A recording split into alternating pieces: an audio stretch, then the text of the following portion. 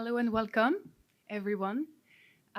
We're still missing a speaker, but he'll join us in a minute. Excellencies, distinguished guests, it's a pleasure to be here today to be talking about this topic in this country for green investments in the global south, especially.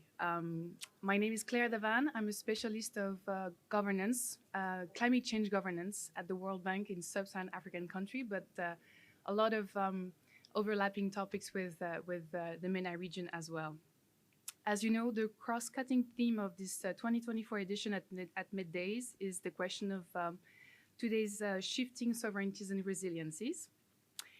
In this session in particular, we will be discussing the rationale behind the global clean energy shift, solar, wind, and hydro, to what extent it is an economic necessity, and to what extent it's presenting significant co-benefits. We'll also be talking about, we'll have a deep dive on green hydrogen as potentially the new, as people like to say, Swiss Army knife of decarbonization.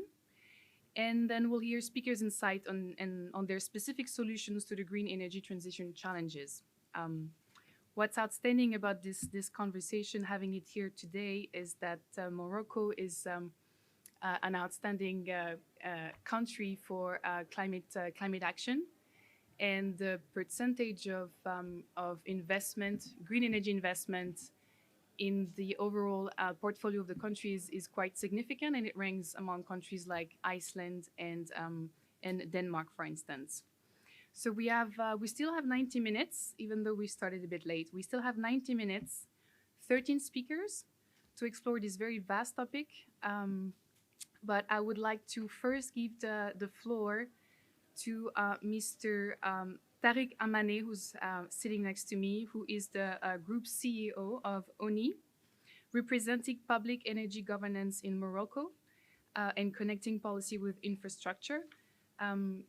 We have so many questions for you, but it's exciting to have you here today. And among other questions, one that I would have for you is, how is your agency leveraging public-private partnerships to enhance Morocco's green energy infrastructure, and particularly in hydrogen projects? Thank you so much.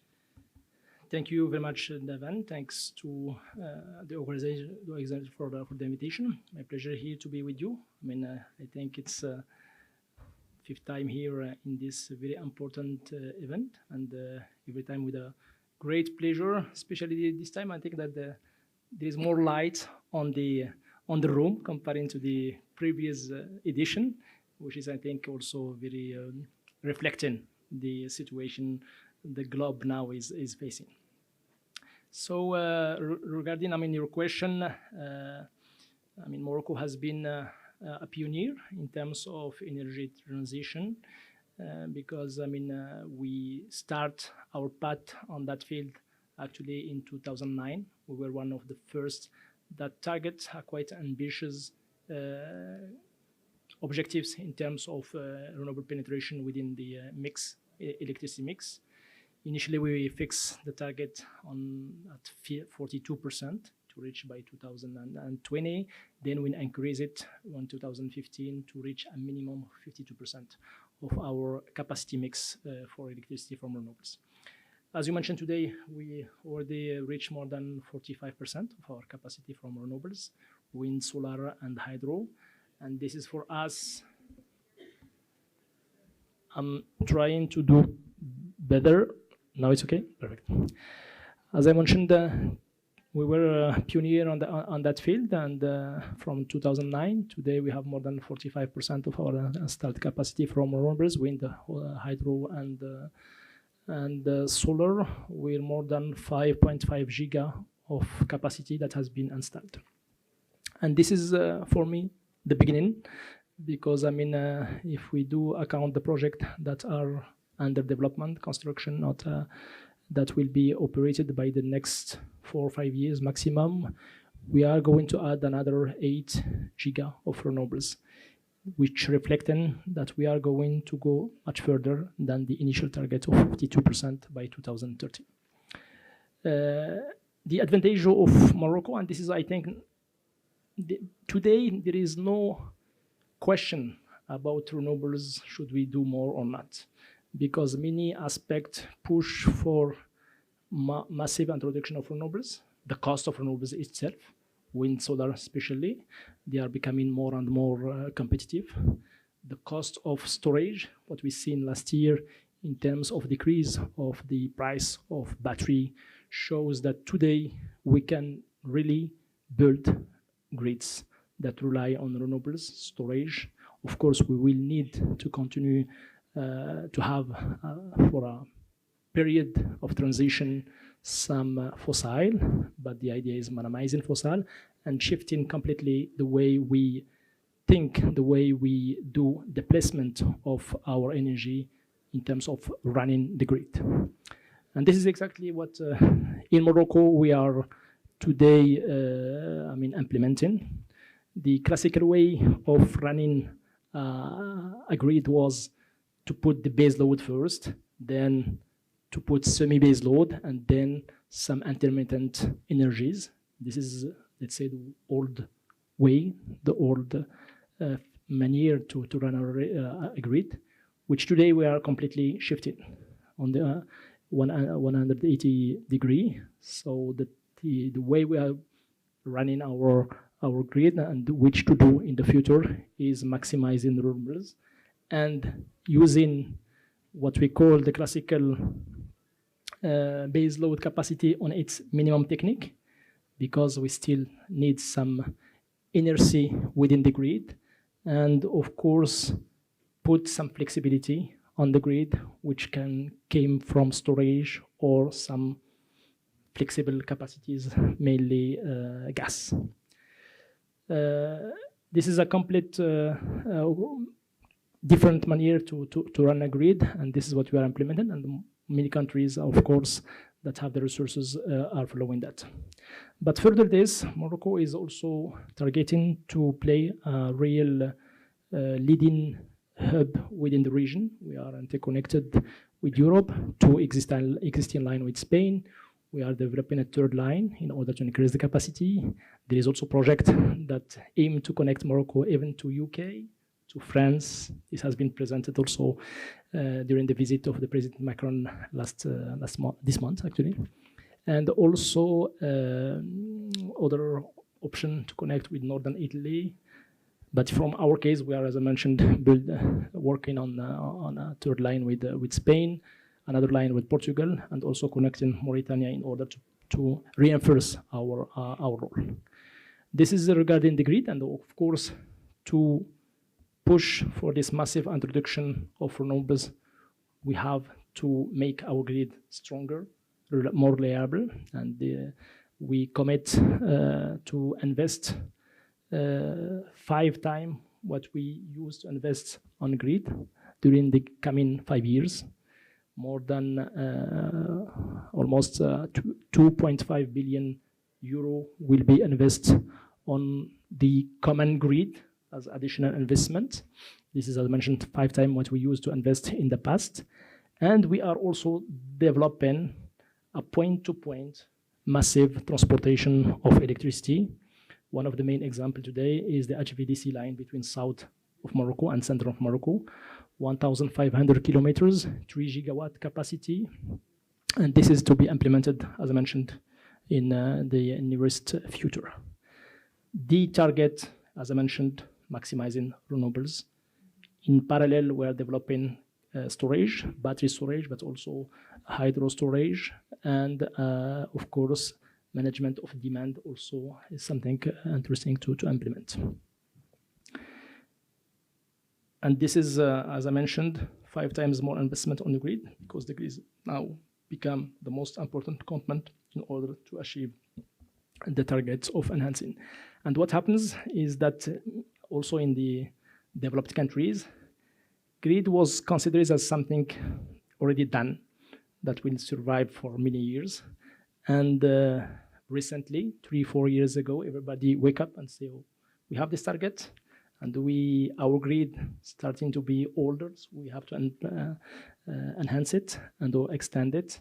So there is a big pressure now today on the different equipment that is relating to the grid, lines, substation, and all aspects, which doesn't facilitate, of course, the target, but this is also, I think, challenging, but in a good way in order to enhance our and help us all to achieve our targets.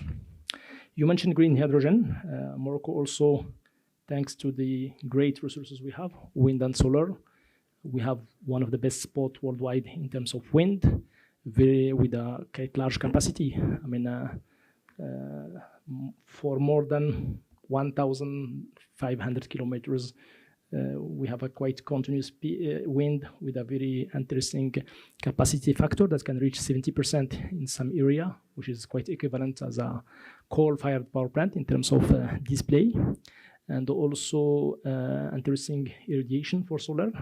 And what is interesting in Morocco is that you can combine both in the same area that allow you to have high capacity factor that can reach 80-90%, which is with an interesting price, which is exactly what it needs for the electrolyzers to be run, to be optimized. This is why many actors today are looking to invest in Morocco. I mean, we have, I used to be the CEO of Mazen, and we of course manage the offer Morocco, and on that, I mean, more than 100 of investors interesting to invest in Morocco. We start to sign the first contract, the government, with such investors for gigascale project in hydrogen. On the other hand, also the fact that we are close to Europe allow us to be one of the best provider in terms of quantity, but of terms of quality and proximity to Europe. And we are already starting to think about developing physical connection to pipeline between Morocco and Europe through Spain in order to feed green hydrogen as also a green energy to Europe. So this is what I want to share with you. Of course, happy to answer if there is any more question. Thank you. Thank you so much, everyone. We've heard from one of the pivotal figures in advancing Morocco's renewable energy projects in the country. We were supposed to have someone from Mazen, but you covered that part already. So thank you very much. I will present the other speakers before you have to run. So we have 12 speakers and 3 groups of speakers. So we have a first group of renewable energy business leaders. They represent companies that are directly involved in projects, in renewable energy projects, implementing technology, clean projects globally, regionally, around Morocco and elsewhere. Their insight focus on technical innovation, scalability, integration of renewables into the energy systems, as you mentioned. We have Loïc Jaegert-Huber, who's the North Africa Regional Director for ENGIE. We also have Najlae Yazgi, who's the Managing Director for Siemens. We have Shahid Jarmouni, who's the Global Head of Renewables and New Ventures at BB Energy in London. We have Elena Gonzalez-Sanchez, who is the CEO of Delcae. We also have Jose Landa, who's the sales manager at Hitachi Energy. And so this is the first group of business leaders. We also have a group of advocates for emerging energy, for emerging hydrogen economy. And so this will be the deep dive that we'll have today on hydrogen in particular. We have Mr. Thierry Leperc, who's the founder and president of Hydeal. We have Dr. Khaled Naib, who's the CEO of Hydrogen Egypt. And we also have Ali Zeraouli, who's the Chief Development Officer of HIF Global. And then the third group of speakers today, we have policymakers and strategy advocates who can bridge the gap between private sector solutions and government frameworks, which is where we're going to be talking a lot about the barriers and the solutions and the speakers' insight. We'll discuss regulation, investment policies, and PPPs. In this group, we have Mr. Lawrence Jones, who's the Senior Vice President for Edison Electric Institute, coming from Washington. We have also Mounzif Rezala, who's the Director of Market Animation at Banque Centrale Populaire here in Morocco, also plays a critical role in driving investment flows in Morocco, and we'll get to the bottom of that. And finally, we have Mr. Mehmet Oguchu, who's the chairman of the London Energy Club. So our three speakers, I have one round of questions for everyone, about 3 minutes, 4 minutes to answer each. And then for the second round of questions and then followed by Q&A, I suggest that we have a free-flowing conversation. Feel free to take note on what others have said and ask questions. And yeah, it's really your conversation here, your discussion. So for the first highlight of this discussion, the rationale behind the clean energy transition, we will go to Loïc Jaegert-Huber, and we'll ask you, how does ENGIE, your company, address the issue of integrating renewable energy systems into existing grids, and in particular in the North African context? Thank you.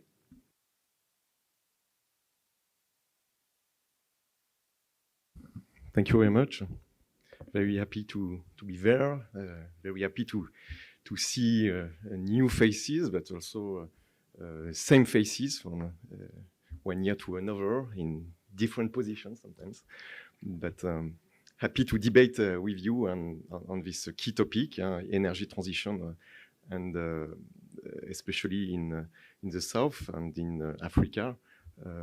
ENGIE is a global company, a global leader in energy transition, with one ambition, to become the world leader in fair energy transition, what we call the just energy transition, by building tomorrow energy system, but today and not tomorrow. So we are 100,000 transition makers in 40 countries, with many core business, renewables first, with 44 gigawatt of installed capacity. We are also in infrastructures, so not only gas infrastructures, but also more and more electricity grids. We are operating more than 6,000 kilometers around the world. We are also in energy solutions, supporting decarbonization strategies for public and private sector, especially here in North Africa. We are also in B2C contracts in seawater desalination. We are number 1, number 2 in the world in desalination, but also in development of renewables, H2 ecosystems, green H2, but also natural H2, especially here in Morocco with ONIM. And the last topic is batteries, all what we call the flexibility, and it's more and more important with this integration of renewables at big scale. So to answer your questions, we have what we call a ENGIE methodology, and we are working, of course, with authorities in Morocco. We are here since for 100 years, and more than 100 years. We are working, of course, with the ministries, with ONE, ONIM, with also MAZEN. We are also working with local partners. It's always very important to build strong alliances, sometimes joint ventures as well. We have an historic partnership with Nareva, with CDG on the current tenders, but also with OCP. We signed a joint development agreement on key topics for energy transition, of course, development of renewables, development of the infrastructure, but also desalination and H2, green H2 and green ammonia. Of course, and we are working together on a robust financing model. So we are committed to blended finance solutions, of course, combining both public and private funding to de-risk the key projects, including also green bonds issuance. That's key initiatives, and we launched at Tangier 10 years ago. So we have different models to finance the project, of course by equity, of course with the support of official lenders, international financial institutions, of course combining sometimes local banks and international banks. We are working with development banks, especially in Africa, the African Development Bank, the World Bank, IFC, EBRD, for example, in Egypt. We signed with EBRD an extension of a big wind project, 600 megawatt. And we are working also, for example, in Senegal with Fonsis and Meridiam. We developed 2 solar projects in the framework of the Scaling Solar program with some public resources, the support of international institutions to develop some renewables projects in countries in sub-Saharan Africa. So it's also important to work, of course, on the capacity building programs. I see many federations or clusters in the room. For example, the energy cluster.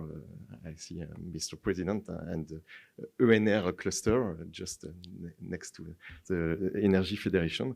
We are working on capacity building, on training, not only for engineers but also for technicians and specific jobs for the future of the system, notably for jobs in ammonia or green H2.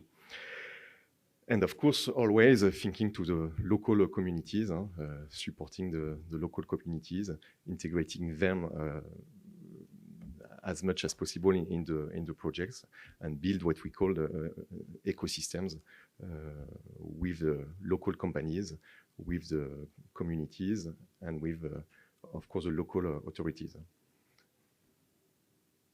Thank you very much. We'll get to more details on some of these projects and some of the challenges you've overcome after the first round.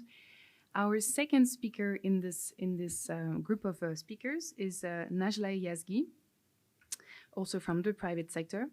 My question to you is, what lessons from your company's work in emerging markets can help accelerate the adoption of renewable energy in countries that are struggling with financial challenges? Thank you. Working? Okay, good. Thank you very much. I'm also glad to be here and participate to this esteemed panel. So I would like to first take a second to applaud Morocco for its continuous efforts to drive its own energy transition, but also to contribute to the global decarbonization targets. And this has been testified lately on the latest CCPI, the Climate Change Performance Index, where Morocco has been placed 8th among the global evaluated ones, and was a leader in the Arab world as well as in Africa. So Morocco, as already highlighted, has all the ingredients to be the pioneer, to be the leader on the global energy transition, and also, of course, specifically on the green hydrogen production, with its abundant renewable energy and focused and clear roadmap for the energy transition and the production of hydrogen. And not to forget the geopolitical stability, which encourages all the multinational companies like us, developers, lenders, to trust on the stability and infrastructure of the country, and of course with a very skilled workforce that is ready to accompany this transition.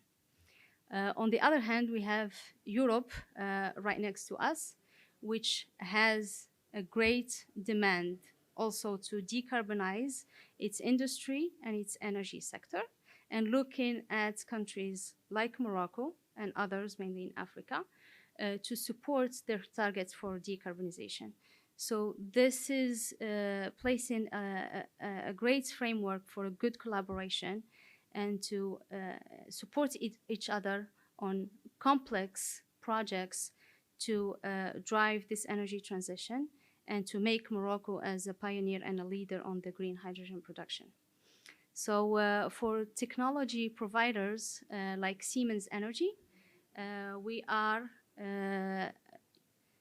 supporting this big ambition by first providing the necessary technology that is needed for renewable energies, for grid stability, also for digitalization and AI-based energy management tools, as well as for solutions to provide green hydrogen production products.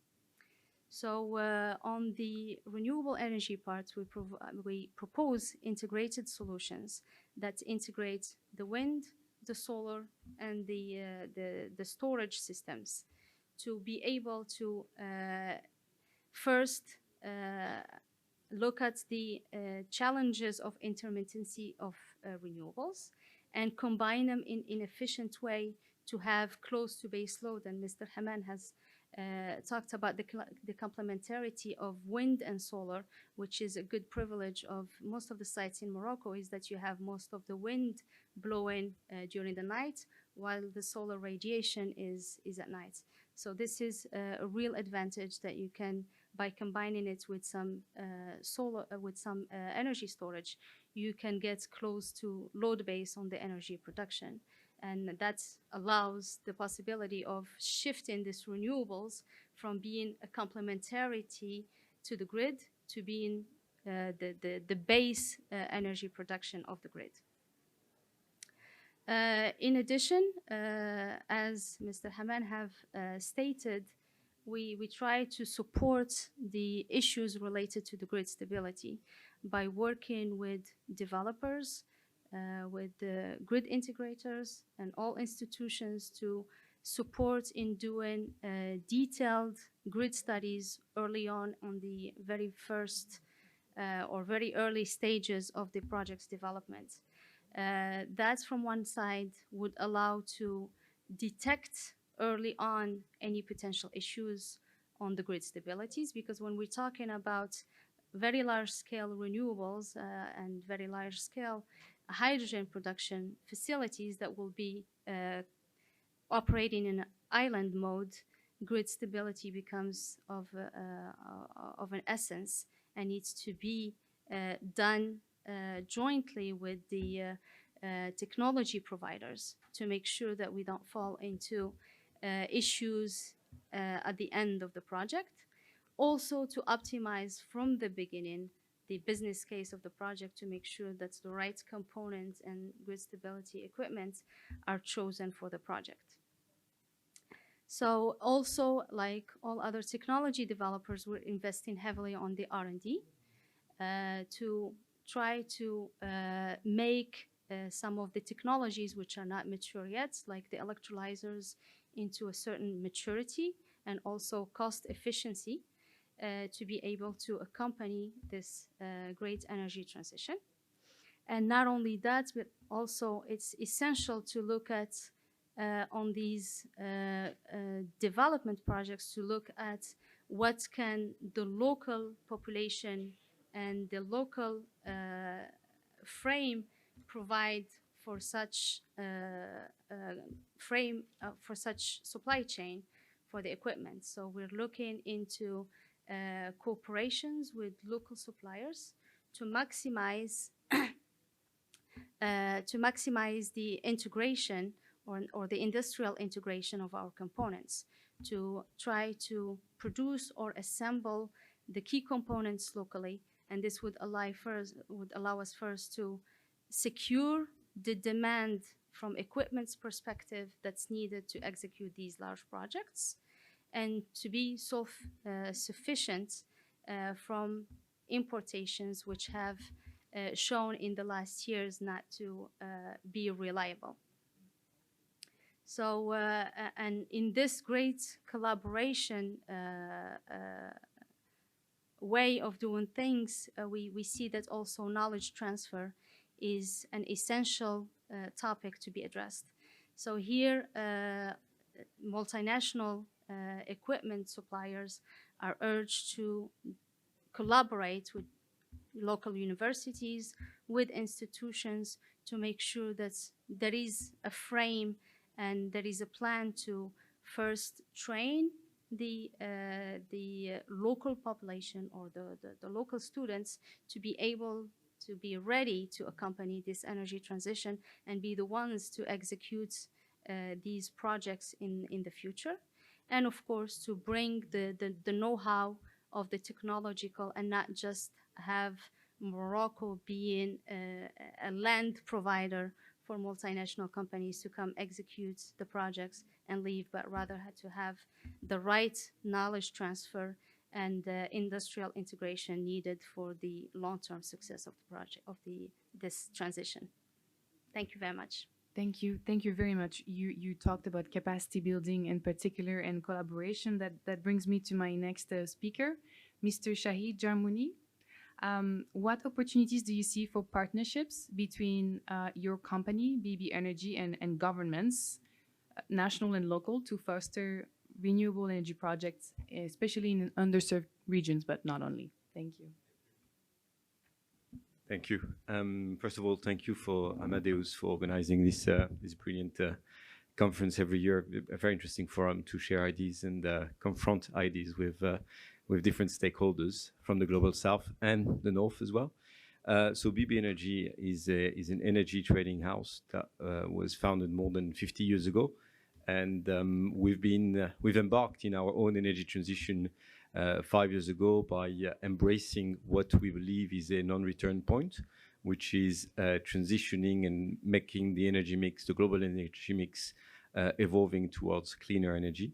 So to take the example of Africa, as we are now in the northernest part of the continent, we've been investing quite a lot recently in Africa. We've acquired a pretty active company called Solar Century Africa a few years ago, which was kind of counterintuitive for a company like ours, because they were specialized in supplying mainly mines with solar solutions, while we used to supply those mines with fuel oil and diesel and the fossil fuel type of products. But at the end of the day, we realized that this was a must to address this existing market, this evolving market. And this company has been doing pretty well, first with the CNIs, and more and more with the utilities, and directly as a merchant producer of clean power in the continent. So to address your question, which is an interesting one, of course, I mean, we always point out that Africa as a continent is probably one of the poorest one from an electricity access point of view. I mean, you have different statistics, but around 50% of the population in the sub-Saharan part of the continent does not have access to I would say, to reliable electricity. This is all the more shocking that actually, and that's a study from the International Renewable Energy Institute, the continent of Africa has the potential for renewable energy that would cover more than the world needs of electricity. So it's quite shocking to know that half of the population does not have access to electricity, while still this continent has the potential to supply the entire world, theoretically speaking, with renewable energy. So, of course, there are different barriers to address this major issue. I can obviously quote the financing one. I can say the infrastructure one. We've mentioned it before. There are many different challenges to overcome to be able to reduce that gap. But at the same time, there are solutions.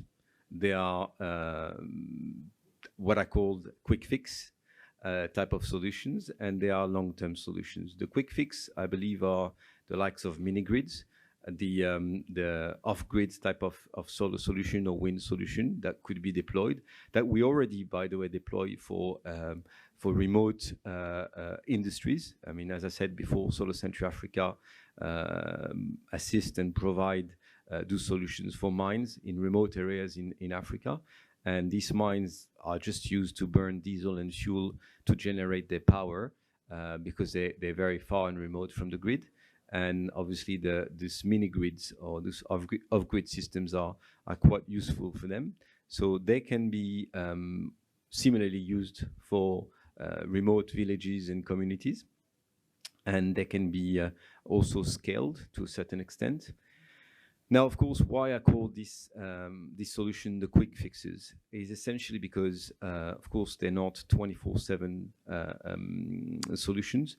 They're not base load, and obviously they are still offering and providing electricity to these communities, but they're not fixing the real problem, which in my view is the infrastructure. And the reason why I say they're not fixing the real problem is we all know that electricity gives access to development, to growth, to sustainable growth, and starting from education, starting from cooking, heating homes, and then all the way up to small businesses, shops, and then why not industrialization? So if you only give few hours a day power to those communities, you're not fixing the problem. You're fixing part of the problem. And my concern or my worry is that we give them electricity and then what? We just say they have electricity, that's done, and we see them in another 30 years or 40 years, which I think is not what we should aim at. We should be much more ambitious and try to address similarly the infrastructure issues, the transmission, I would say, deficit you have on the continent. And then from then you can obviously build the sustainable growth you expect on the continent and everywhere on the continent. It is, for some people, a wishful thinking, but again, we were talking earlier with a player in the industry, and one of the point was transmission has become a bit fashionable for investors, for international players, etc., because now transmission has become a profitable space to invest in and to deploy capital. And I'll take the example of the solar or wind. 15 years ago, they were not profitable enough for the private sector to move in, be it in Europe, be it in the US, be it in Africa.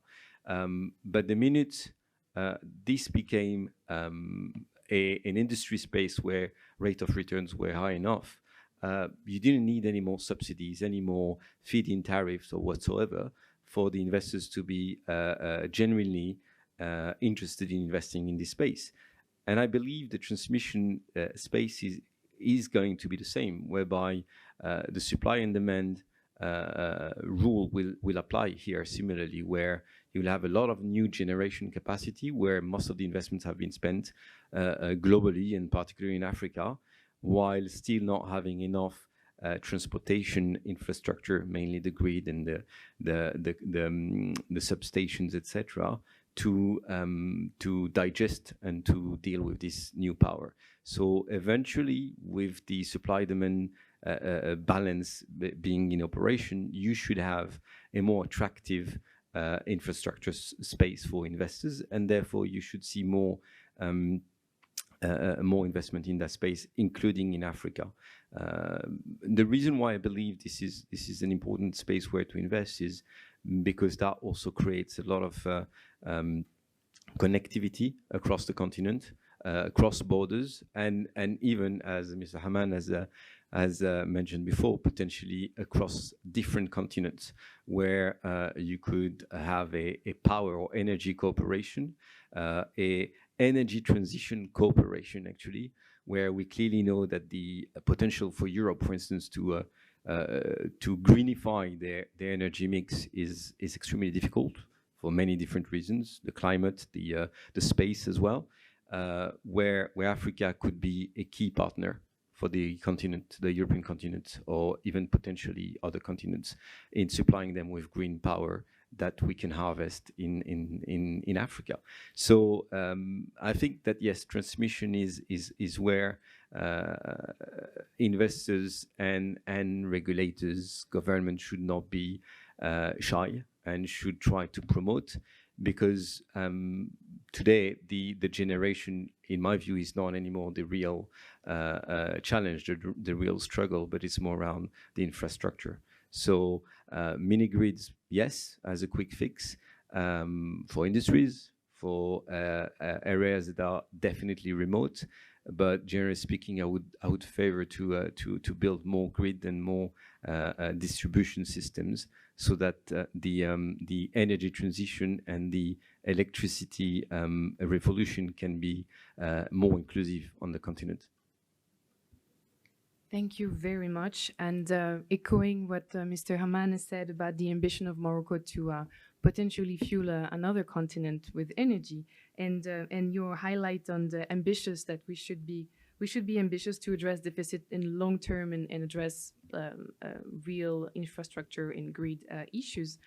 I'd like to ask Mrs. Elena Gonzalez Sanchez.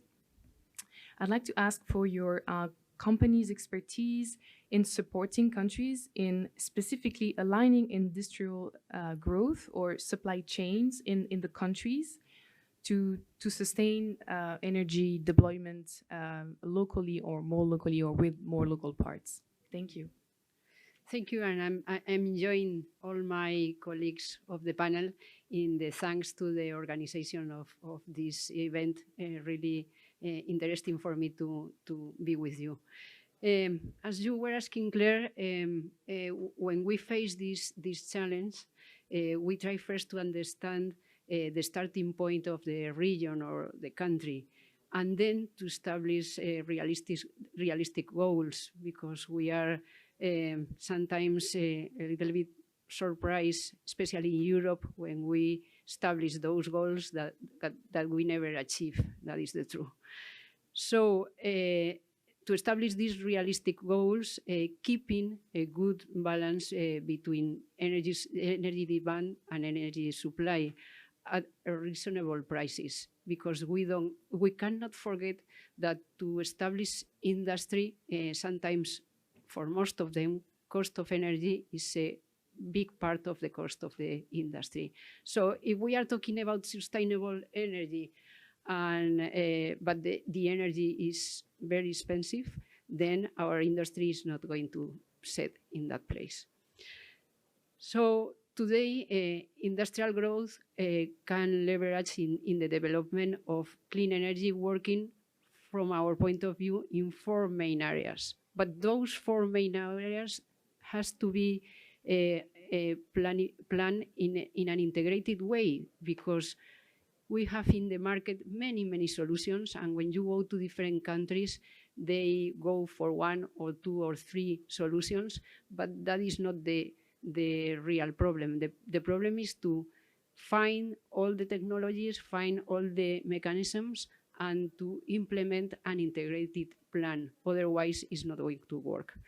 And for us, there are 4 main areas. One is technology, and all of us, we can achieve this technology. The technology is on the table nowadays. Then market mechanisms, green investment and financing, and then green regulation.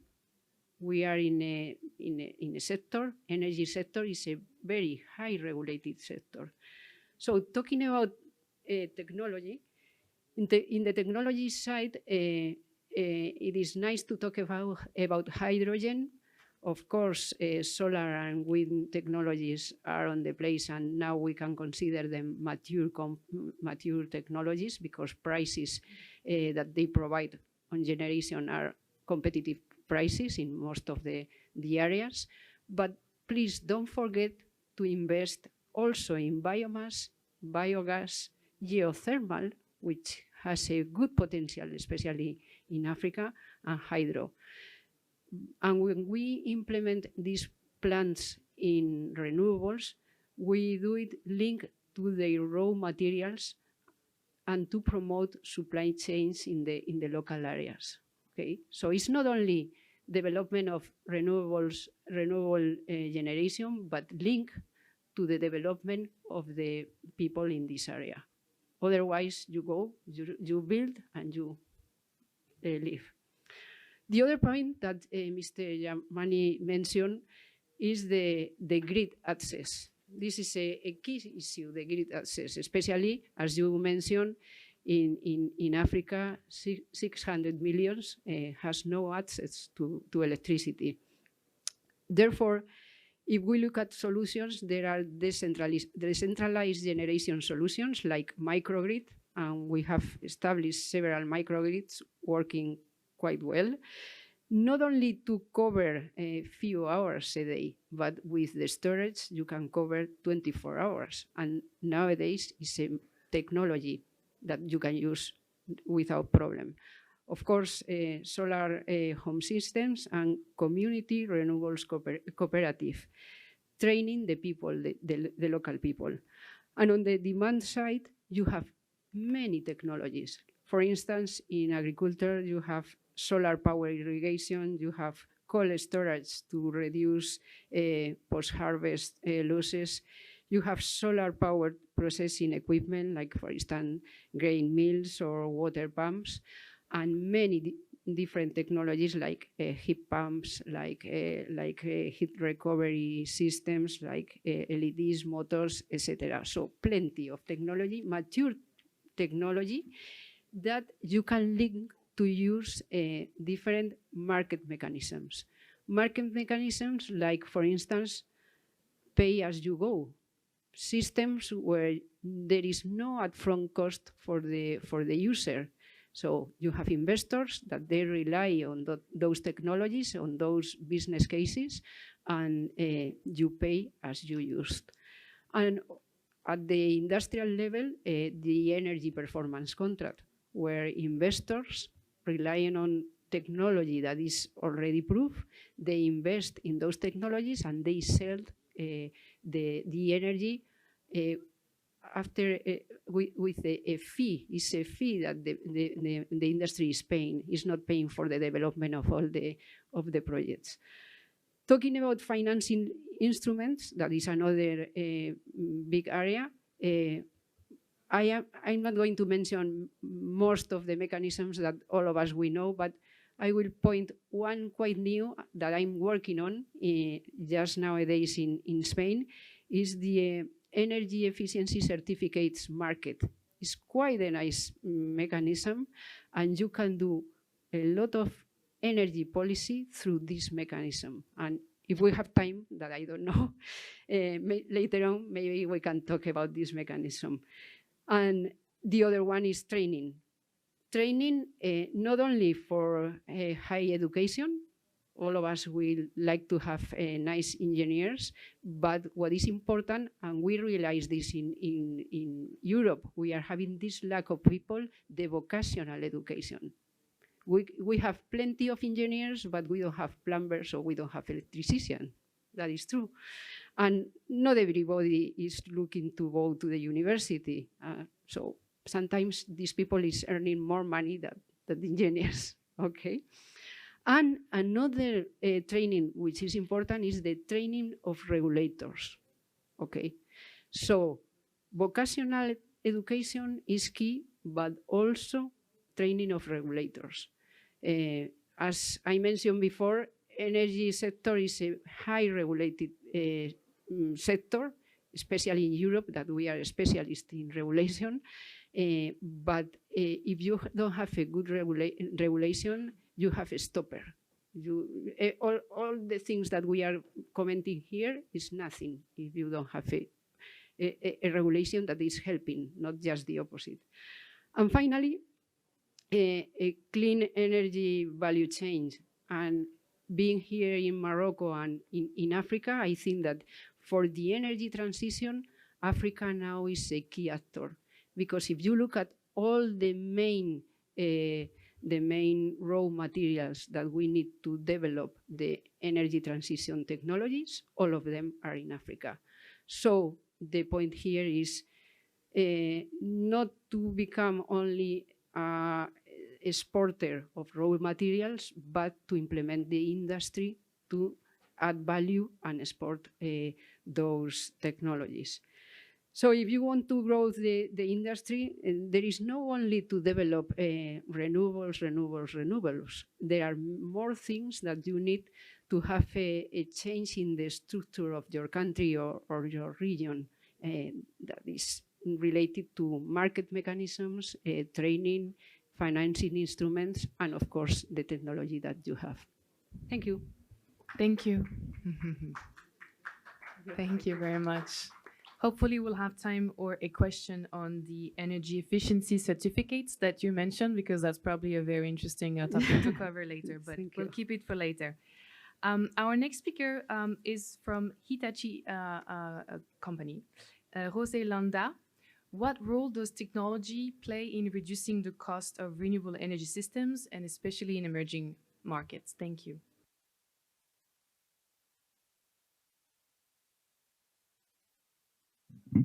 Now, okay. Thank you. It's a pleasure to be part of this panel. I'm part of Hitachi Group. I'm representing within Hitachi, Hitachi Energy. So Hitachi has solutions like for digitalization, solutions for data centers that for sure make everything more cheap and more efficient. But in Hitachi Energy, we are global leaders in HVDC solutions. These solutions allow to transmit electricity, a lot of electricity, over very long distances. So they allow to unlock vast amounts of renewable energy that can be located in remote areas, in the middle of the desert or in the middle of the sea. HVDC solutions, in my view, are a key solution for a decarbonized energy future. And in my view also, there is no much innovation required in this regard, because the solution is already there. Maybe I would say pragmatic innovation. No? I think we already mentioned that we have to use already existing solutions.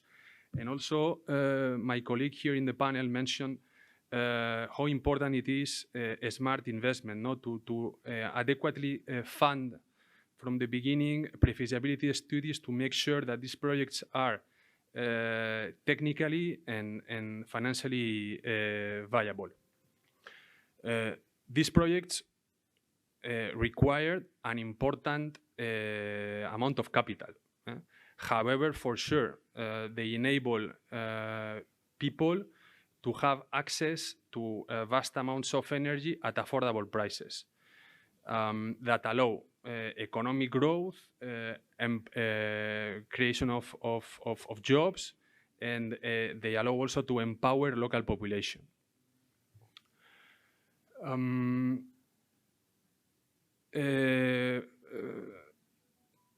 For sure, being able to mobilize such amount of capital requires and will require an increased role of the private sector.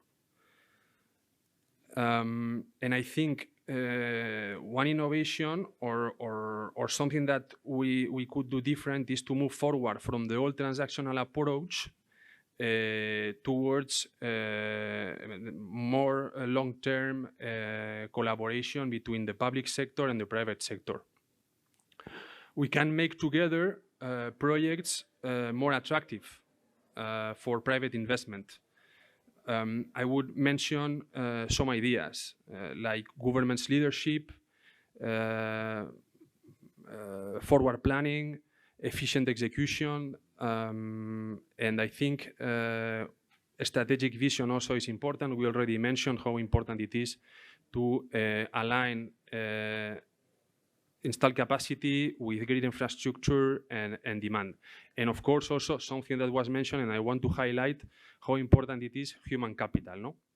To empower the local workforce in order to be able to successfully develop these projects in collaboration with these international companies that shall be also diverse. I think that with that, together, we can be able to mobilize this capital because at the end we are not talking only about investment opportunities. We are talking about an opportunity to make a future for all of us brighter and, of course, much better. Thank you. Thank you very much. We can now discuss the second highlight of our panel, which is hydrogen more in details, and we have three specialists with us today, advocates for the emerging hydrogen economy. So with that, I'd like to give the floor to Monsieur Thierry Leperc and ask you a question about if hydrogen is touted as an ideal decarbonization tool, what are the approaches specifically of HyDeal that are proposed that are lowering the production and distribution costs? Thank you. 5 years ago, the Institut Amadeus organized a big event in Rabat. Setting was more or less the same. Nice panel. Just about the same number of people. My friend Khalid was there. We have a fond memory of that. 5 years ago, we were saying the same things. So let's put a bet. In 5 years' time, we'll have the same panel and we'll say the same things. Well, that's not funny. Sorry. It's not funny because something's broken. We cannot just keep saying things. All right, everything is fine. The transition is moving fine. You know, we're having another COP, etc. It's broken. It's broken. Well, I'll start with the bad news and then the good news. But start with the bad news. Business models are broken. I'll tell you two business models, and I'll give you figures. The solar power business model. I know something because I built 3 gigawatts of solar. Before I joined NG, sold my company to NG 10 years ago. Today, there are 300 gigawatts of solar installed in Europe. In the last 6 months, the average value of power market value on the wholesale power market for the solar hours was zero, nada. That means that if today you're building a merchant solar park, and that's what lots of people are trying to do in Spain, half of your time, your revenues are going to be zero. Now, understandably, this business model is broken. Now, I'll tell you another broken business model, and that's hydrogen in Europe. Sorry. 6 months ago, the European Commission came up with a tender, European Hydrogen Bank. Great tender. Transparency, 132 projects. 7 were selected. The European Commission asked, what do you think your average LCOH is? And the result is, well, in Spain, it's a little above 5 euros. Congratulations, Spain, you won. France is 13 euros. Sorry, France, you've lost. Well, actually, everyone is lost because if you ask off-takers, such as ArcelorMittal, with whom we at HyDeal worked for 2 years in developing a 300,000-ton project, they're saying, I'm not buying anything above 2.5. And by the way, yesterday, Mr. Mittal said, you know what? I'm putting on hold all my investments in Europe. 100% of my investments. It's over. It's over because there is a gap between 2.5 and 5 euros. Now for the good news. A month ago in Paris, 50 companies were gathered, including representatives of NG, and representatives of Moroccan companies, several, I won't list all the Moroccan companies which were present, in an initiative which is backed by all the European gas transmission companies.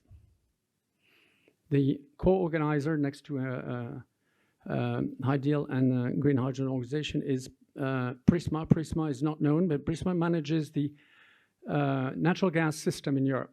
if you want, it's a joint subsidiary of 25 natural gas TSOs. It moves all the gas molecules from one part of Europe to the other.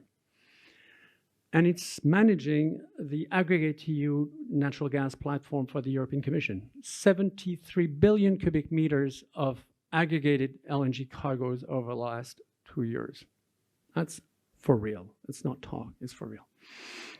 And Prisma is saying, what if we were doing it for hydrogen? So it would take me much longer to that, so I'll keep with that teasing. There is a way, and there is a way, and it's a combination of producers, off-takers, and infrastructure. Let's call it the magic triangle. It's very complex because you have risks everywhere. Who takes risks? It's chickens and eggs. It's not chicken and egg, it's chickens and eggs. Who does what? And some people are saying the government should do that. No offense to government bureaucrats, but there's a limit to what they can do. The thing that we need to do, and this is what this marketplace approach is about a collaborative effort. It's every single company. It has to be an open, neutral effort. The DNA behind that is the Prisma DNA. Prisma is a neutral platform. That's the reason why DG Comp, the competition authorities of Europe, allowed it to have a pan-European aggregation platform, because you could call that a cartel. Well, unfortunately, it's not that. So there is a message, and you know what? It depends on Morocco. So Tariq, you have a lot on your shoulders, because it's not 8 gigawatts that is needed. And I'll give you the figures that was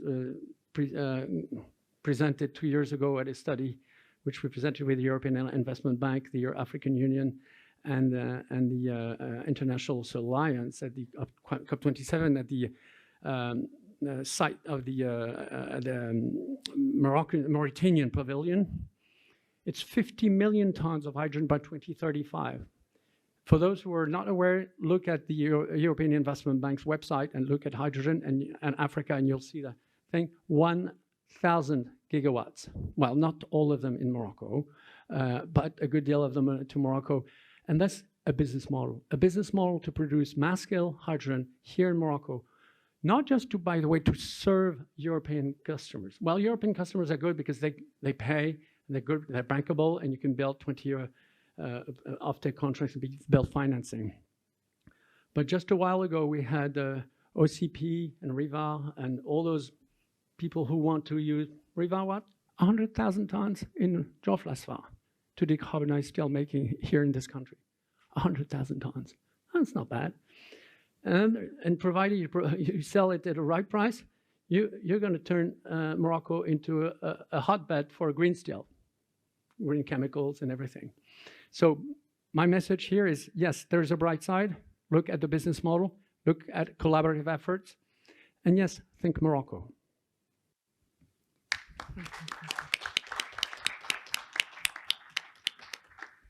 Thank you very much for this most eloquent and convincing presentation of this subtopic, hydrogen.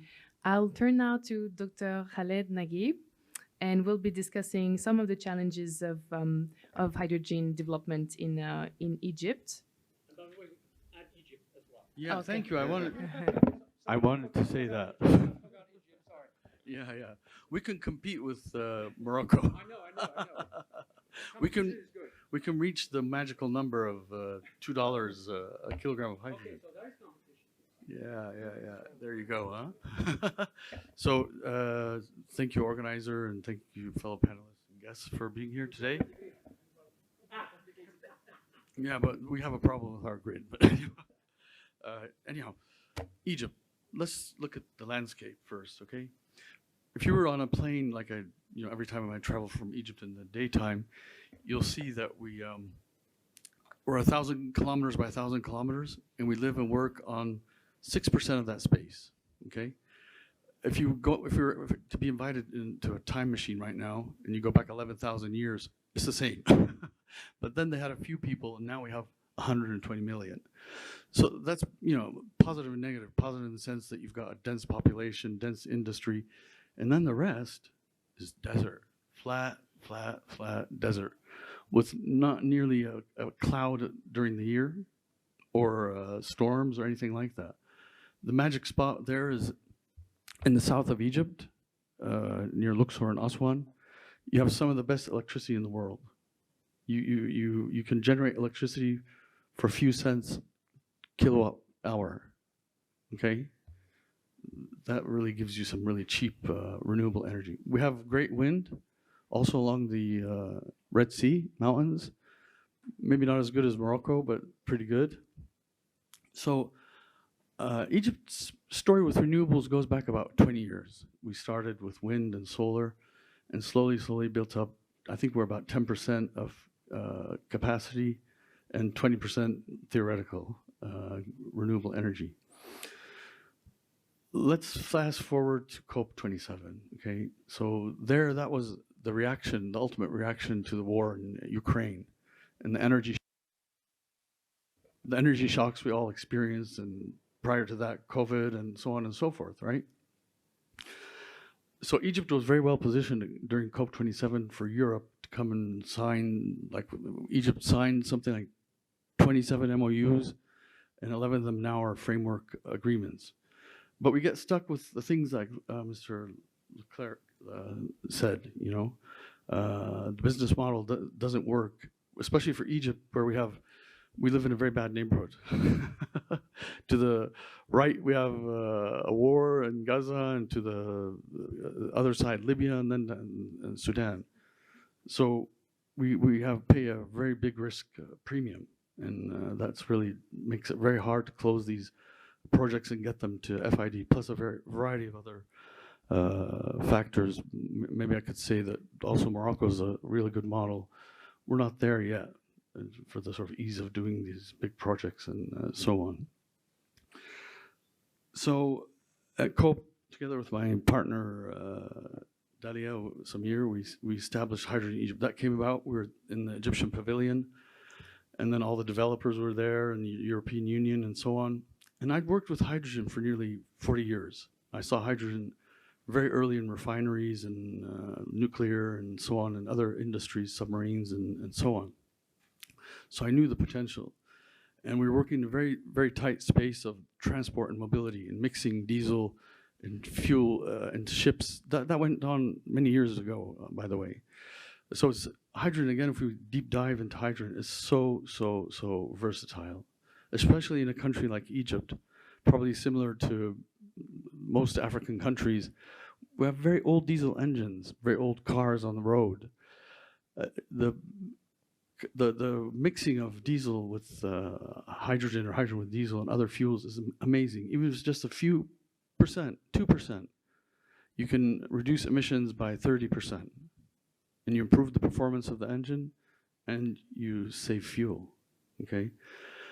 So that brings us to the real potential, I think, for hydrogen is small scale production and applications, especially in Africa, where you want to be, you know, you have many towns that don't even get any electricity. So if you're to have a few solar panels, and I'm talking about kilowatts, not gigawatts. We always say that for Africa, kilowatts before gigawatts, right?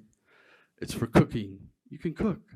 Have 3-4 solar panels and a small electrolyzer, and there you're definitely at the $2 per kilogram price.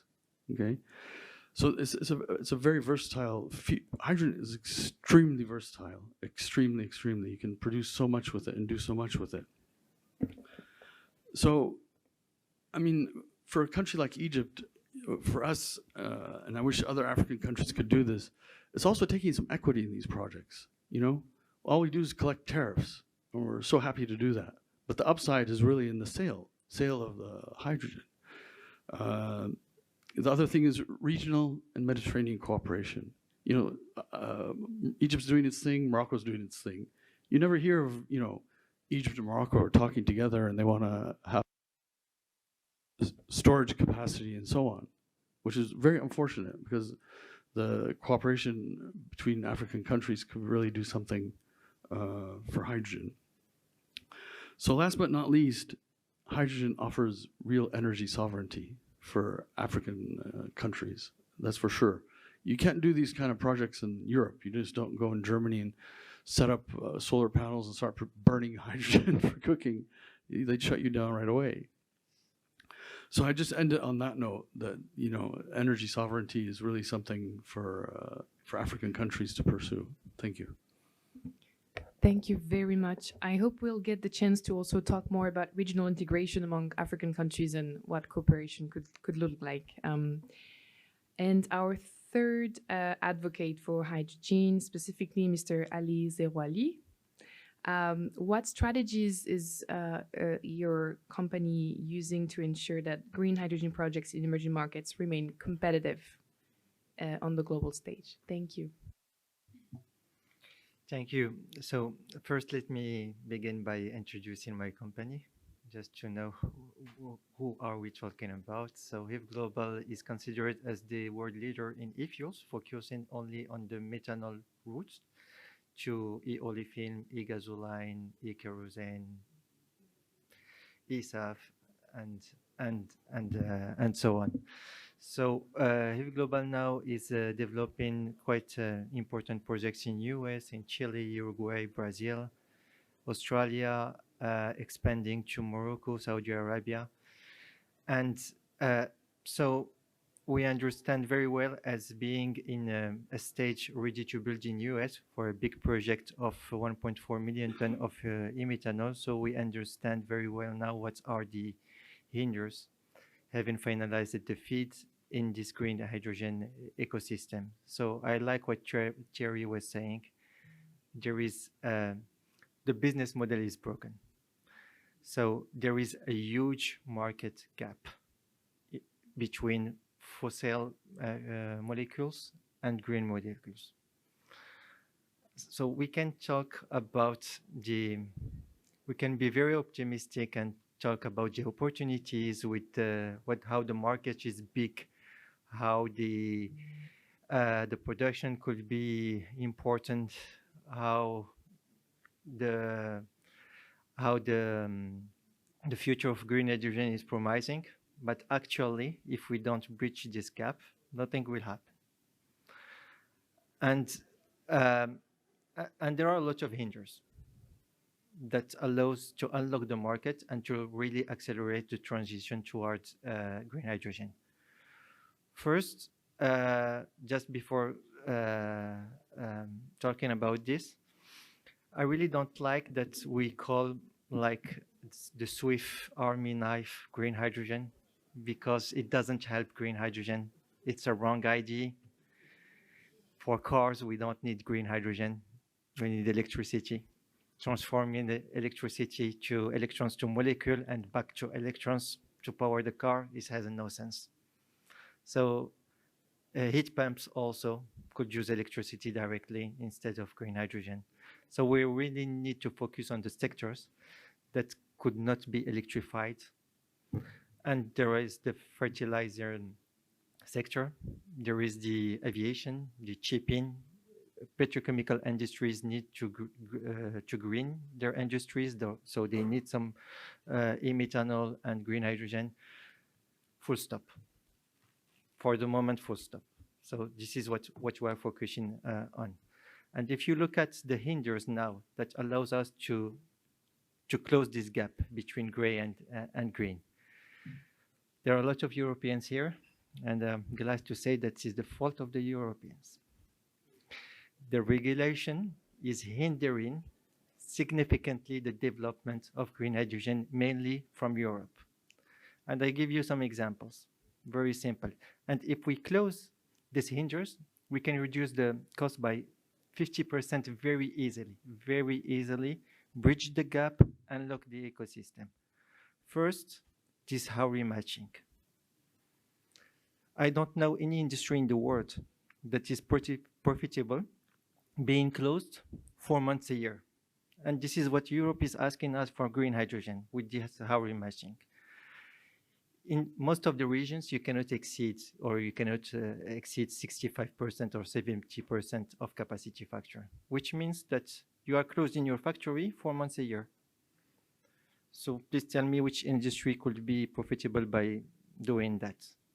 But now if they move to yearly matching, it allows to use this 30% and then to reduce the cost significantly.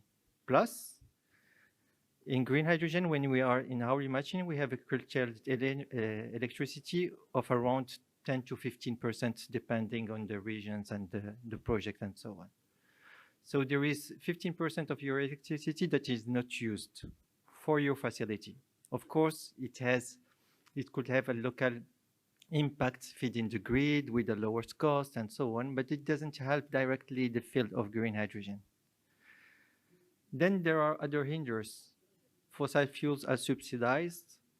To produce methanol, we need biogenic CO2, which is not available in areas like Morocco or south of Chile.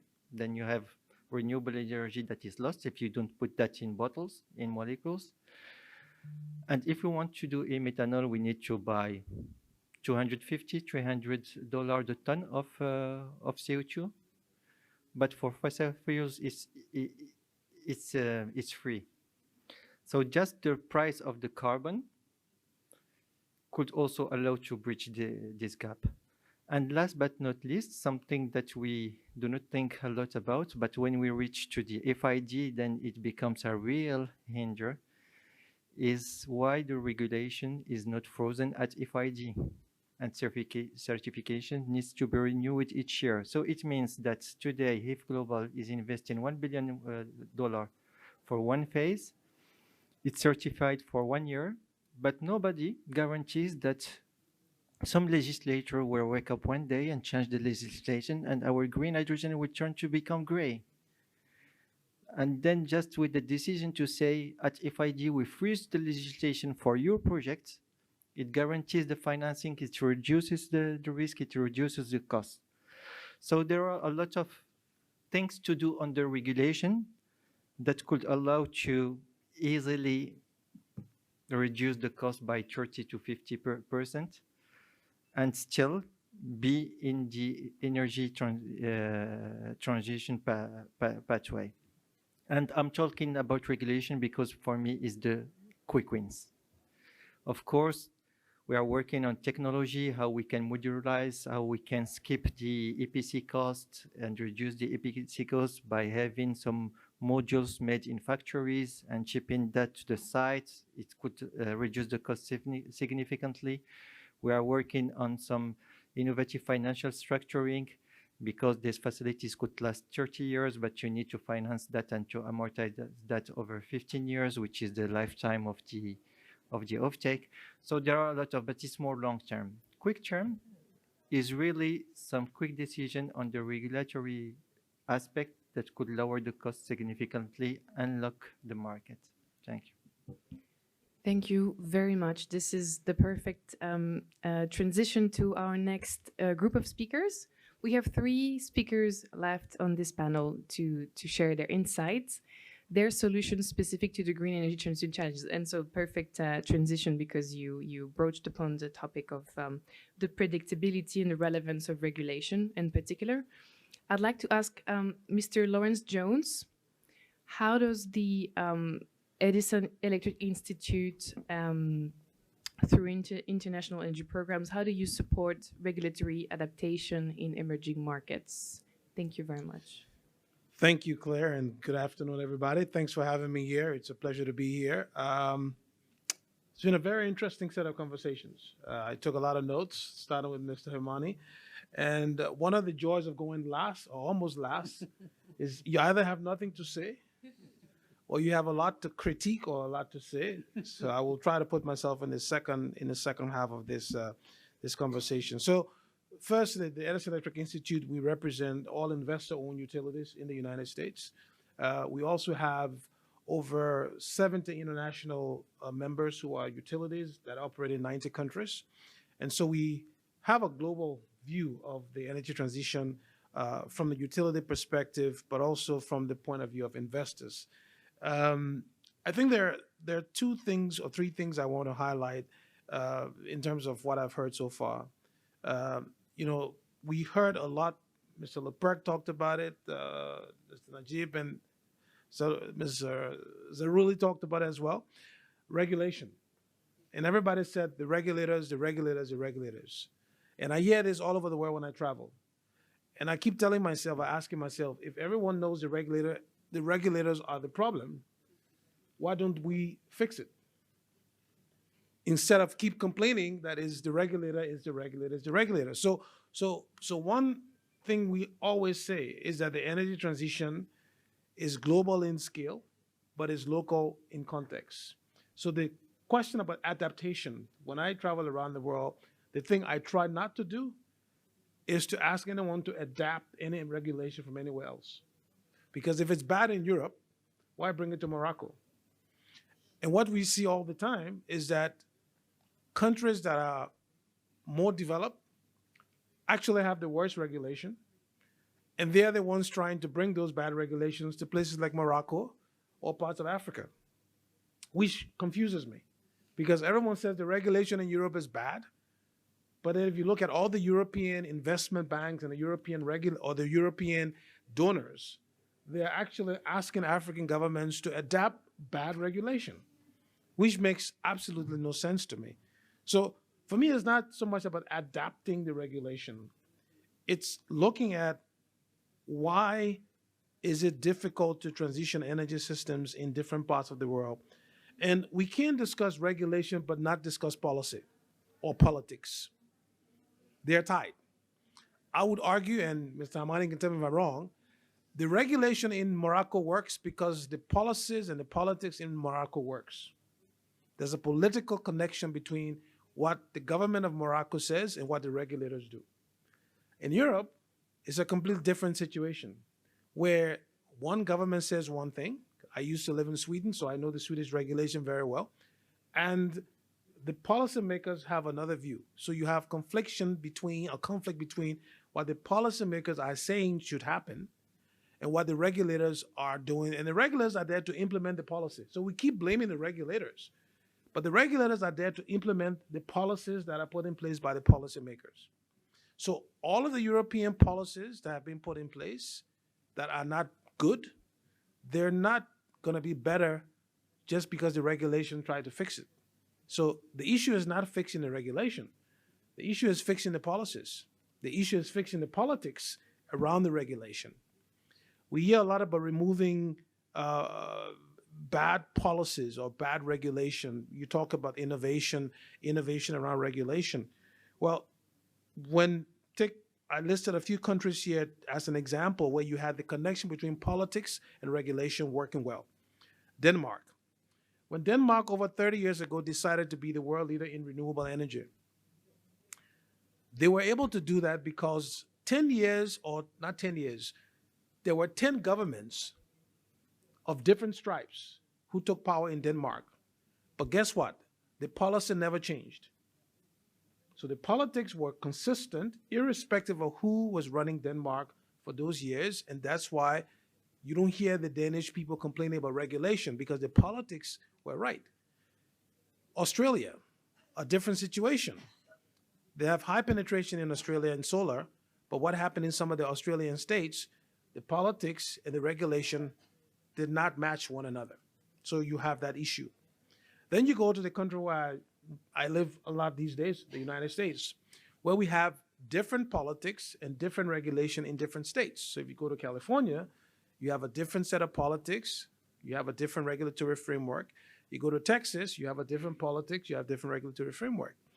And so I think as we look at Morocco and the energy transition in Africa, the notion of adapting regulation, I think we have to be honest about the fact that if we don't fix the politics around the energy transition, there's nothing the regulators can do. Because in many African countries, the regulators are appointed by the government. So if I'm a regulator and I'm appointed by my government, am I going to do something that contradicts my government? Absolutely not, right? So I think the lesson to learn from Morocco is fix the government, or let the government set the agenda and let it be consistent. Because I can guarantee you, Hamani's work would be difficult if every few days there's a new policy coming from the politicians, which is what we have in Europe. You have a new policy coming all the time. Just today I read, or yesterday, the European Madam van der Leuven is now putting forward some form of new policy, which is very different from what was put in place 3 years ago. As an investor in a utility or in an infrastructure project, I need policy that's there for 10 years. I don't need policy to keep changing. So I think if we want to be very honest about this transition, is not so much the regulator's fault, it's the politics around the regulation that is not consistent. But for some reason, we are afraid to talk about the politics, and so we keep beating on the regulators. And that's just like you pointing the finger to the wrong person. It is not the regulator. And then my last point I will make in terms of the adaptation is that we have to understand, and I think Ms. Sanchez mentioned a few things about the need for capacity building. People talk about scalability and resilience and all these good things. But at the end of the day, we also need to be a bit honest about what is realistic and what is not. If I bring up the word hydrogen in parts of the United States, people will laugh. And they will laugh because the economics of hydrogen today doesn't make sense. Not that it won't make sense 10 years from now, but right now, it doesn't make sense. So if I'm an investor looking at a utility and I want to invest in hydrogen, how do I do it? Well, I need some support from a government.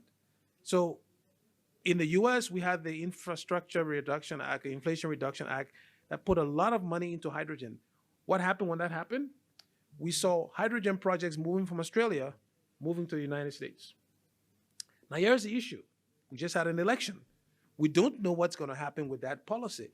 So if that policy change, everything is going to change. So I think the adaptation of regulation will only work if we have consistency and stability in the policy framework, which means, for lack of a better word, in some countries, the government should either enable the policy by being consistent, or they should step away and let the utility industry do its job. Easy for me to say because I'm going back to the States, but you asked me to give my thoughts, so I will stop there. Thank you. Thank you. Thank you so much for this most eloquent presentation as well of your point of view. We have two last speakers, and after that, I will give the floor to everyone to reflect and share their thoughts.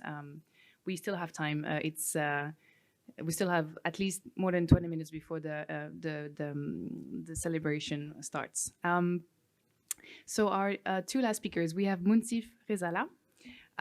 What innovative financial instrument is the Banque Centrale Populaire developing to facilitate investments in clean energy projects? So stepping back a bit from regulatory adaptation and looking into financial instruments and this kind of solution to support investment projects. Thank you so much.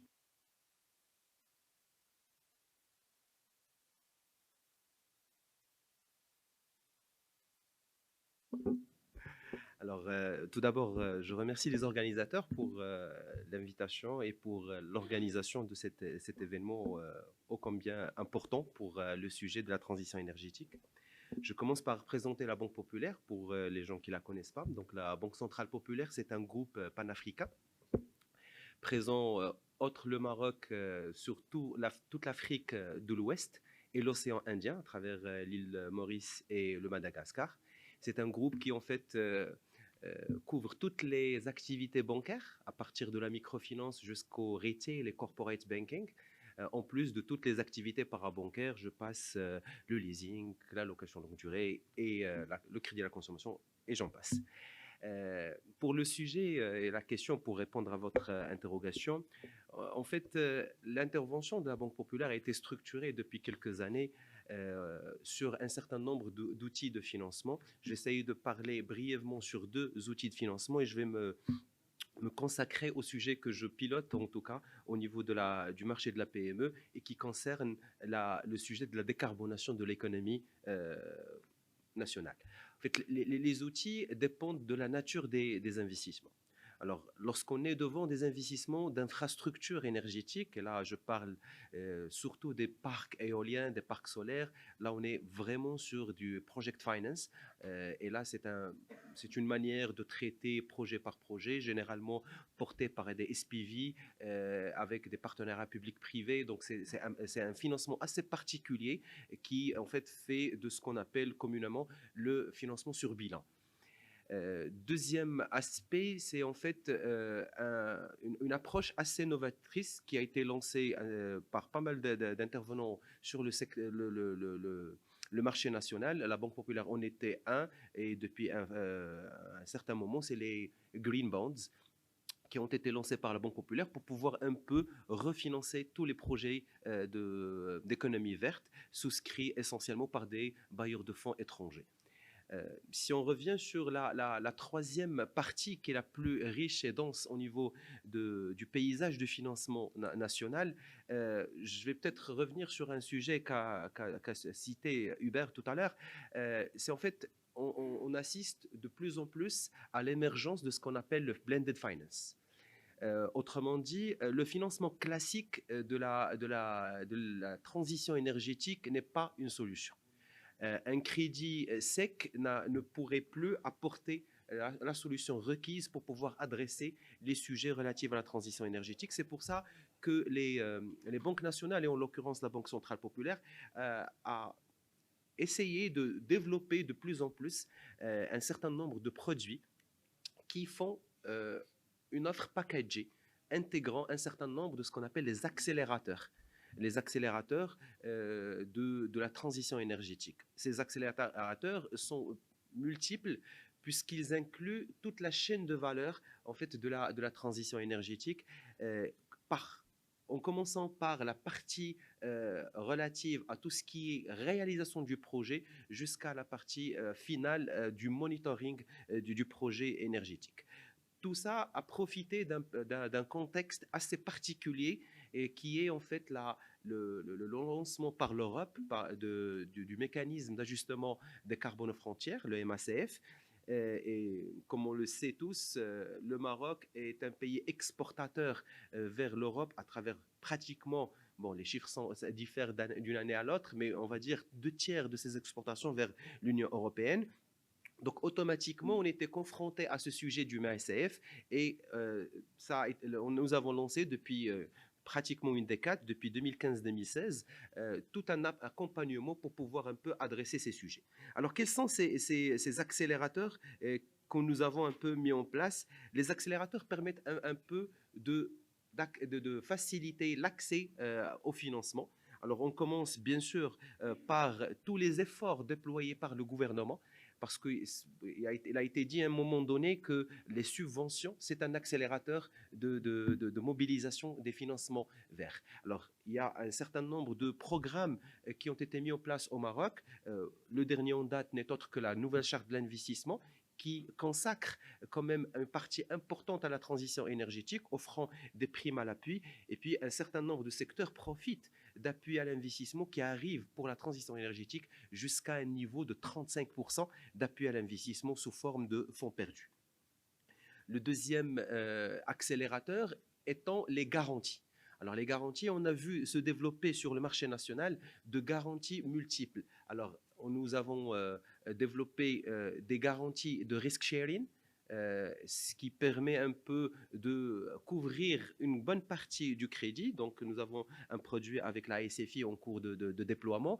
Il y a également les garanties de portefeuille qui permettent une couverture optimale des crédits et des financements verts. Un troisième accélérateur, c'est les solutions d'assurance.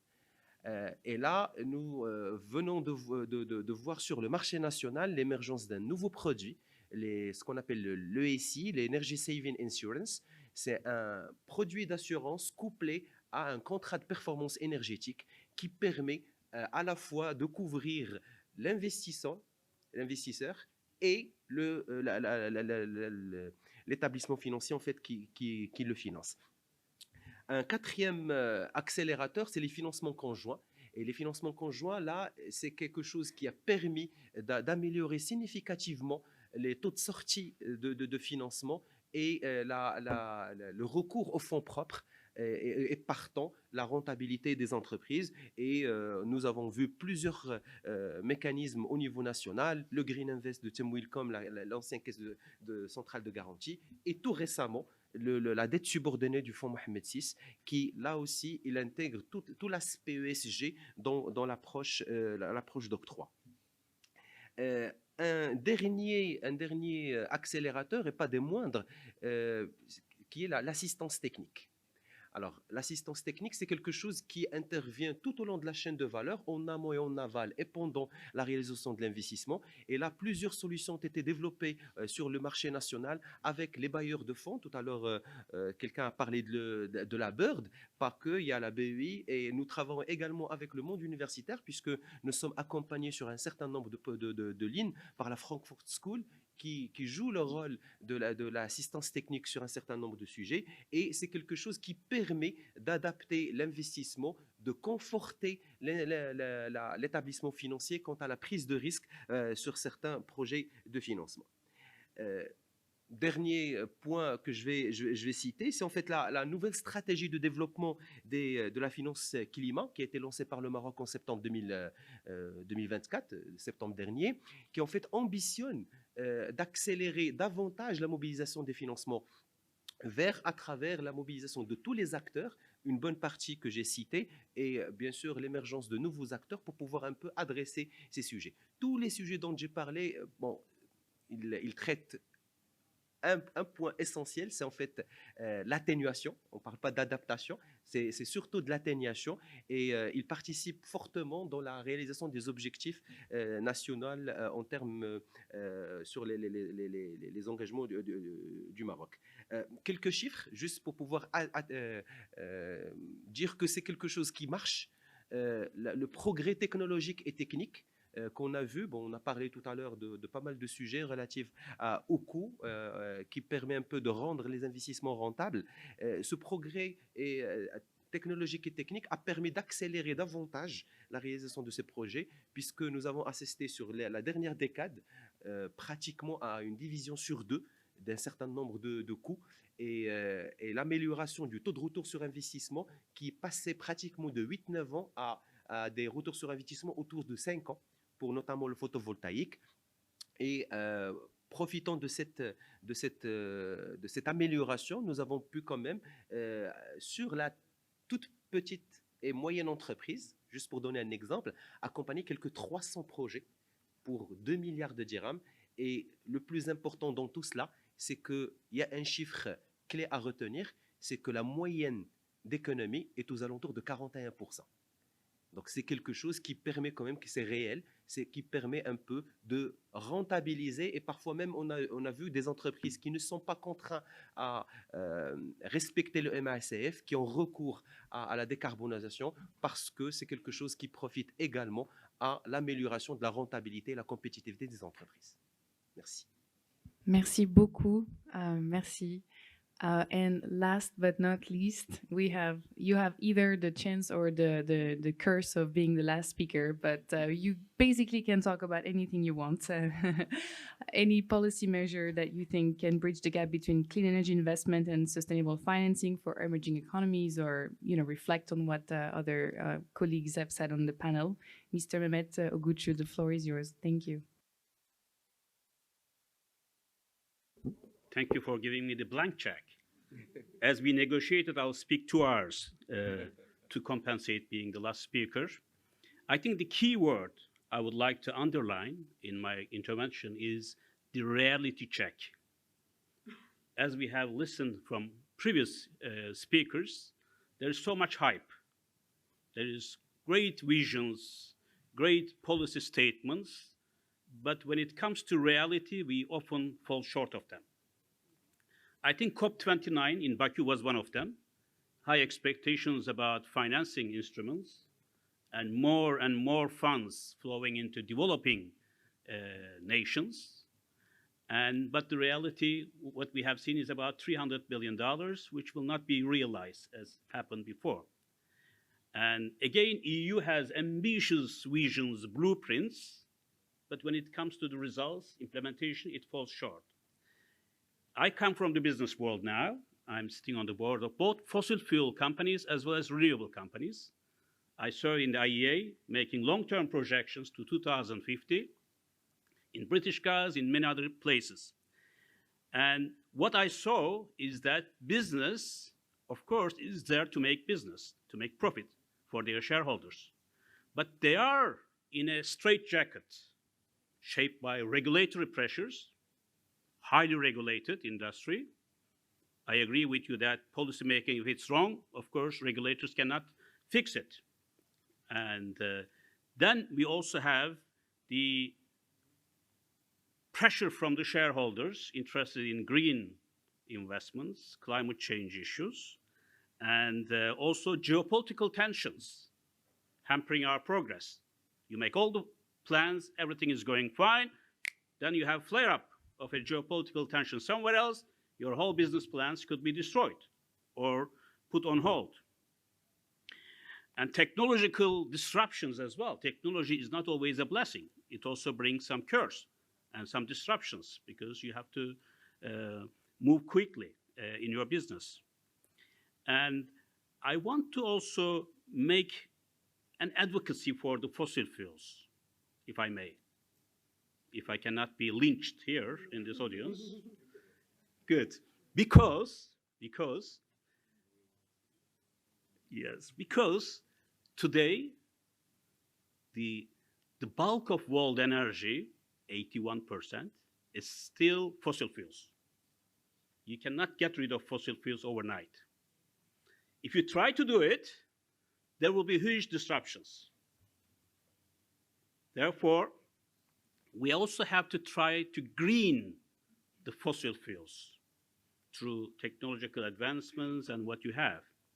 So if we try to discredit fossil fuels altogether, I think we are not going to have a healthy and properly, smoothly running world energy in our economies.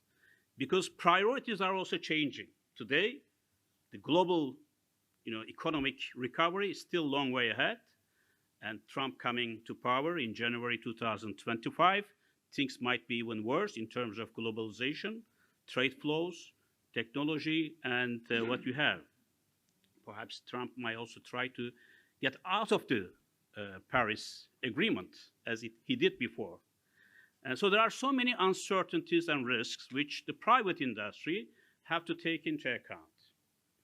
And priorities are also different in Africa and MENA region than in Europe or America. We have to recognize that. We don't have a homogeneous world operating.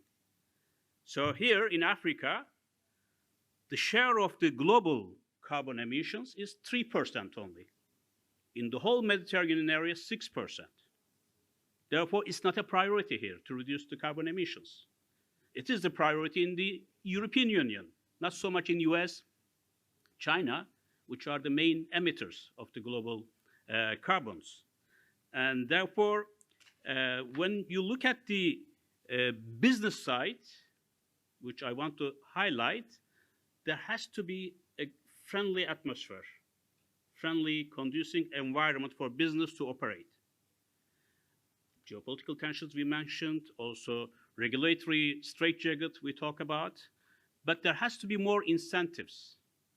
I'm not talking about still, long-term power sales agreements. I'm not talking only about tax breaks, because there has to be also public-private partnerships. There are areas where business will not go alone, like infrastructure, power grids, like storage. So there has to be public-private partnerships.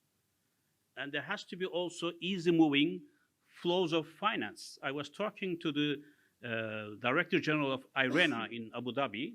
He told me that they have a fund available for renewable projects. So far, more than 400 projects submitted. They only had to approve 6 or 7 of them.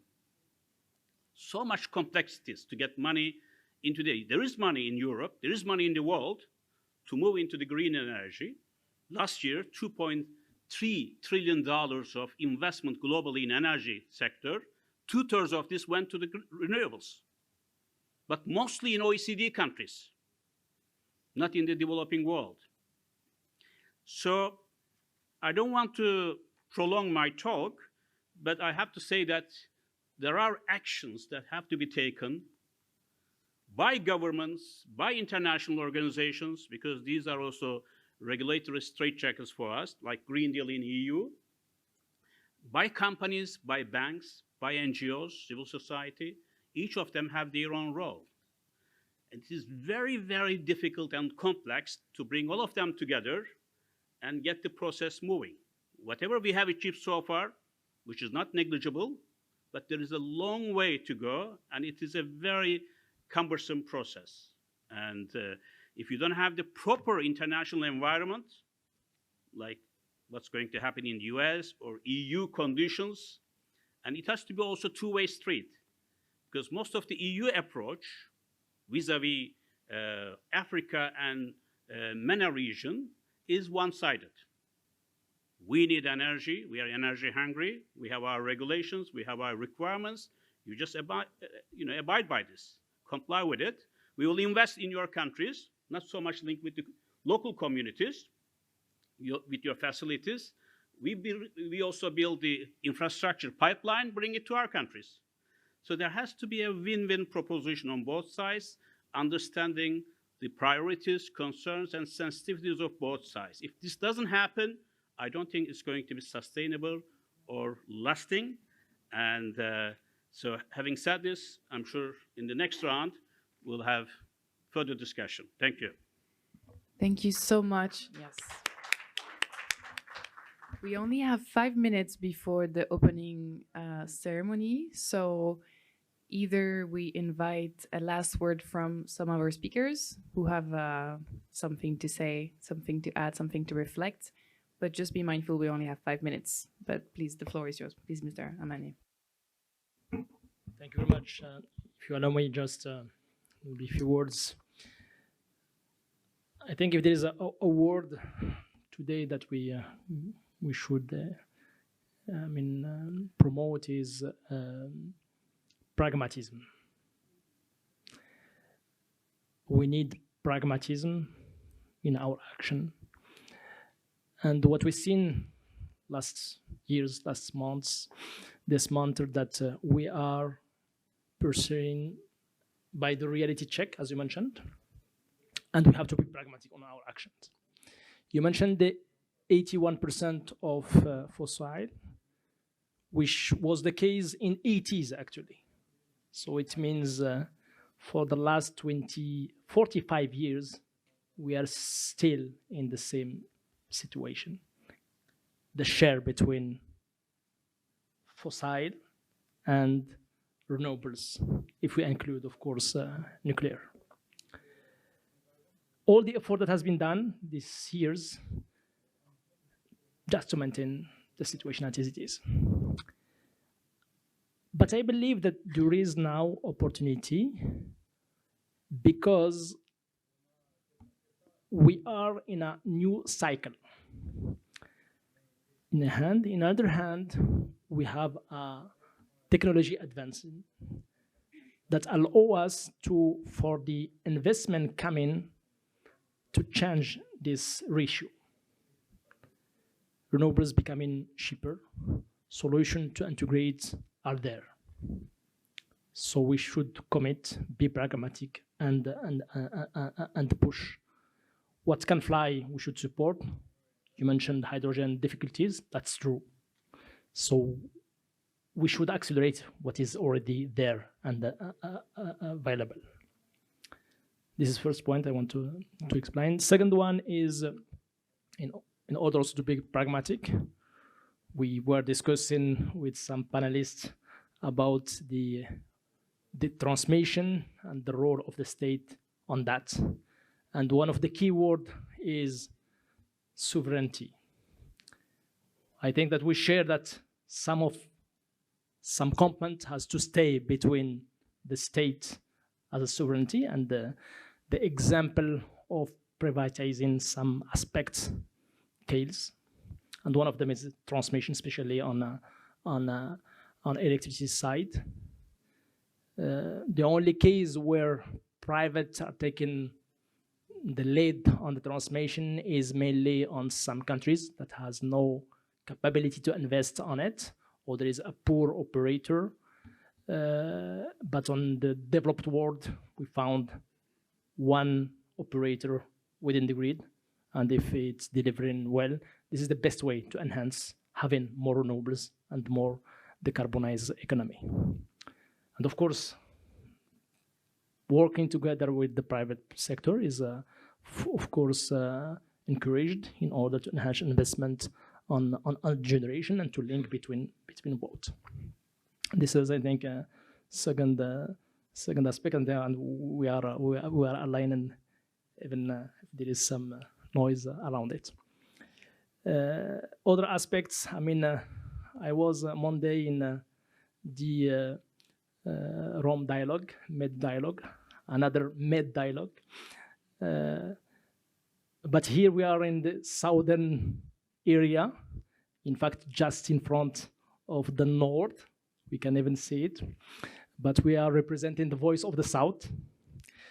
And what I was saying there is that we are living in this cradle of the humanity in the Mediterranean area, where we have this deep history, and we were, I mean, even extending the role between North and South in terms of power and other aspects. And I believe that the configuration we are having today, it's quite interesting, because you have the north of the Mediterranean that need power, especially if we are talking about this field, that need power on different way. I mean, energy, but also manpower, because we all know that Europe is becoming older in terms of age, mid-age of the population. But on the other hand, they want, of course, green power, which is available south. And they need also human power, but without being in Europe. Preference to stay at home. And on that field, I think that we can found a compromise between North and South. And the energy, it's a good field on that. We have the potential here to produce green electricity, green dependent carriers to be and connected and bring value in a hand. Let's say that we have a young population that can be the smarter, so that in some field well educated, they can deliver. And the technology advanced we are facing today allow this cooperation in terms of manpower also to be delocalized. And we have a common subject, which is climate change. We are one of the regions that's facing this climate change effect. Drought in Morocco, for instance, we have been issued 6 years, successive years of drought with big challenges. And also solution came from energy, desalination and other aspects to handle these aspects. So I believe that all ingredients are here between us, and we have to work on a win-win, fair, let's say, deal in order to maintain this cradle of the humanity as one of the best places where we can live, especially on that period where we are facing challenges from the east and the west. So thank you very much. I think we could not. I could not come with a better conclusion to this brilliant panel. Thank you so much for the panelists, and I just want to thank you again. And thank you to the Amadeus Institute. Yes, I'm told that we need to wrap it, and we also need to take a picture with all the panelists here. If you can just stand for a few minutes. But thank you for the audience. And sorry we didn't have time for a second round of questions or for Q&A.